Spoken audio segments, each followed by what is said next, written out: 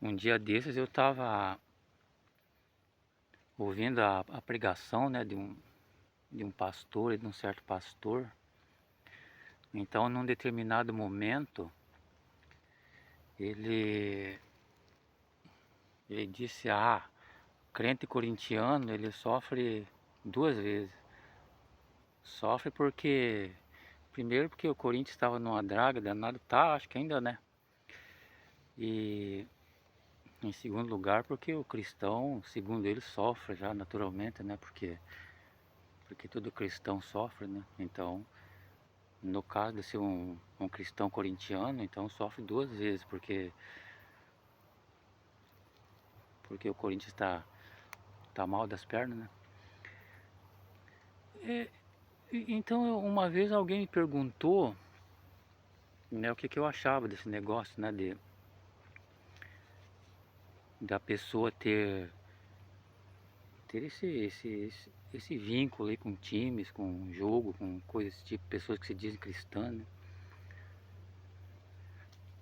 Então, eu disse, não existe crente corintiano, nem palmeirense, nem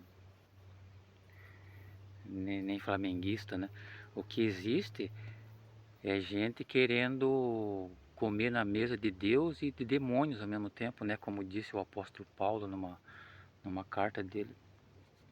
Aliás, esse tipo de comportamento é típico, né? De pessoas dessa era que nós estamos vivendo, né?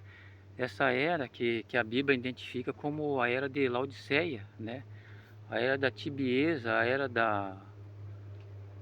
daquela coisa de você não se posicionar, né? De você ficar com um pé aqui, outro lá, né? Você, como diz ali na carta sétima do Apocalipse, que é exatamente a carta de Laodiceia, que diz que você não é quente nem frio, né?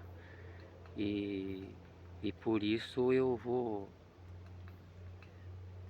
Aqui tá cheio de pernilongo aqui essa hora. Então eu vou te excluir, te jogar fora da minha boca, né? Diz ali o Espírito de Deus, né? Então, essa coisa, né, das pessoas hoje querer servir a Deus, mas com um pé no mundo, não querer sair completamente né, do mundanismo, das coisas que o mundo oferece, né, dos prazeres, então sempre tem esse resquício, esse vestígio, né, de mundanismo no meio desse povo. Então então o que existe não é um crente corintiano, né? Não é um crente palmeirense, sei lá. O que existe é um crente laodiceiano, né? Aquele que não vai nem fica, não é quente nem frio. Aliás, esse quente e frio aí do Apocalipse corresponde também àquela sim, sim, não, não, né? Do Evangelho, quando Cristo fala sobre isso, né? O que é um sim? O sim é aquele cara que é um cristão verdadeiro, genuíno, que procura cumprir a palavra de Deus, né? Na, na, na exatidão daquilo que ela exige. E o não aí seria um ateu, um cara que não, né, que não acredita em Deus, não se envolve com Deus ou com aspectos espirituais, seria um ateu, né? Agora, Cristo fala sim, sim, não, não. O que passa disso é de procedência maligna, né? O que passa do sim e do não? É exatamente essa coisa de não se posicionar, né? Essa coisa de você ficar com um pé lá e outro cá. Aliás, o profeta Elias, lá no Velho Testamento, ele já falava para os profetas de Jezabel, né? Até quando vocês vão ficar cocheando entre um mandamento e outro, entre Deus e Baal, né? Se vocês acham que Baal é né, o seu Deus, siga-o. E se acham que é Deus, siga-o, né, também. Então, esse sim, sim, não, não aí, né, que Cristo fala, corresponde exatamente ao morno frio lá do Apocalipse, da carta do Apocalipse, né? E porque, aliás, o quente, o frio, então no meio está o morno, né? Que é exatamente isso que passa do sim e do não, né? Seria bom, como diz ali no Apocalipse, que você fosse um não. Ou seja, você fosse um ateu, um cara que não conhece a Deus logo né, de uma vez, do que você ficar no meio do caminho. E isso te faz pior, né? Isso te faz só um religioso, um, uma pessoa que não consegue se desvincular completamente do pecado, né, Agora, uma vez até, né, essa pessoa me perguntou o que que eu acho de errado, né, em torcer para um time de futebol. Eu, eu falei para ele, a natureza das coisas mostram se ela é boa ou é má, né? O que que você vê num estádio de futebol? O que você vê num campo? O que você vê quando você vai você vê o que de bom lá? Você vê rivalidade, você vê gente se xingando, gente xingando a mãe do não sei de quem, gente xingando o juiz, gente dando pontapé um no outro. Você vê, né, rivalidades entre torcidas, gente se brigando, gente se matando, né? Você vê pancadaria, você vê morte até, né? Então você não vê nada de bom no lugar desses, né? E logo o Espírito de Deus não pode estar aí, né? Porque o Espírito de Deus ele está onde o Espírito do mal não está, ou vice-versa, né? Quando Deus não está no lugar, então o Espírito dos demônios é que estão. Porque não fica espaço vazio, né? Não fica espaço sem ser ocupado. Se não está sendo ocupado pelo Espírito de Deus, então está sendo ocupado por algum demônio, né? E naturalmente, onde há o Espírito de Deus, há a paz, né? Há a tranquilidade, a união, né? Agora, onde não existe o Espírito de Deus, então vai ter espírito de demônios, né? E aí você vai ver exatamente esse tipo de coisa, né? Discórdia, bagunça, né? Xingamento e tudo mais. E eu falo isso com imparcialidade, né? Porque eu durante muito tempo fui palmeirense fanático, né? Gostava de futebol e coisas assim. Mas com o tempo a gente vai se aprimorando, se aperfeiçoando e, e acho que não precisa ser muito inteligente, né? Pra ver que não dá para conciliar certas coisas, né? Não dá para conciliar Deus e diabo, né? No mesmo lugar. Que é uma coisa, repito, uma coisa típica da era de Laodiceia, né? Que é exatamente essa era que nós estamos vivendo, a última carta do Apocalipse, a sétima carta, que fala sobre essas pessoas religiosas, né? Que querem servir a Deus, mas não querem largar, né? Alguma coisinha lá que o mundo oferece, né? Então, você não pode ser perfeito porque o próprio Deus diz: sede perfeito como eu sou perfeito, sede santo como eu sou santo. Agora você pode falar: ah, mas quem é que vai ser santo, né? Quem é que vai ser perfeito como Deus? Desde que o Espírito de Deus esteja em você, né?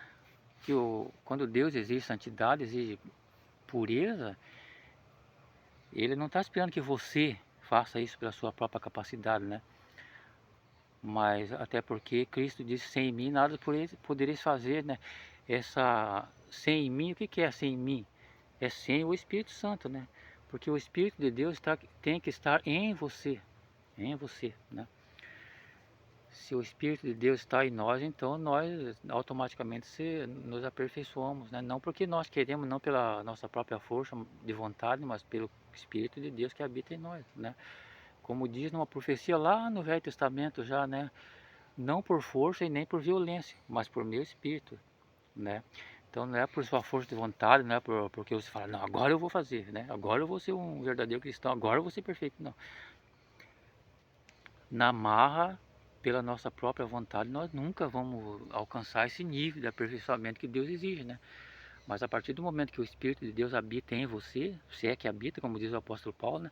Aí você vai ser perfeito, sim. né? Porque o Espírito de Deus é perfeito, e se ele habita em você, então você vai ser perfeito em espírito. Na carne você pode até ter fraquezas, né? Que a própria Bíblia fala que a carne é fraca, então você pode até fazer certas coisas erradas, mas isso é eventual. Eu logo mais você vai se arrepender daquilo de errado que você fez, como o apóstolo Pedro, mesmo depois de ter o Espírito Santo, ele ia cometer alguns erros de avaliação, alguns erros, né? Mas se arrependeu e, né, reconheceu que estava errado. Agora, o ruim é quando você sabe que está errado, sabe que está fazendo algo errado e permanece no erro, não se arrepende, né? Aí isso prova que você não tem o Espírito Santo, não, né? Vai me desculpar, mas um pregador, um pastor, ou não sei quem que se diz cristão aí, quando ele fala, não, eu sou um crente, mas sou corintiano, eu sou... Não, cara, não existe isso não, cara. Existe sim um crente laodiceiano, né? Aquele que tenta ficar com um pé cá e outro lá, como diz o profeta Elias. Ou então um cara que não é frio nem quente, não é ateu e nem é cristão, mas mistura as duas coisas, isso te faz pior, né? É isso, né? O que eu penso, se você em algum momento sabe, não sabe o que é pecado e o que não é, pense nisso. Quando você vai fazer uma coisa, fala, será que isso aqui é pecado, será que não é? Agora pense o seguinte, qual é o resultado que isso me traz? Qual é a natureza disso aqui, né? Se aquilo só tem consequências desagradáveis, consequências ruins, consequências... Então aquilo é errado, né?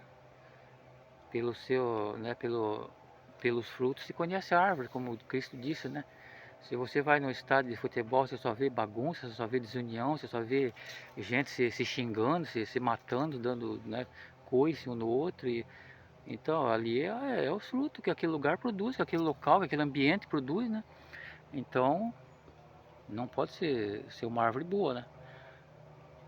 E volto a dizer para você, eu falo isso com imparcialidade porque já tive muito fanatismo em relação ao futebol e, e é verdade aquilo que diz que um homem é capaz de se manter fiel a um time de futebol, né, mais do que para a própria mulher dele, por exemplo, porque você muitas vezes não é fiel para sua mulher, né, mas para um time de futebol você é, né?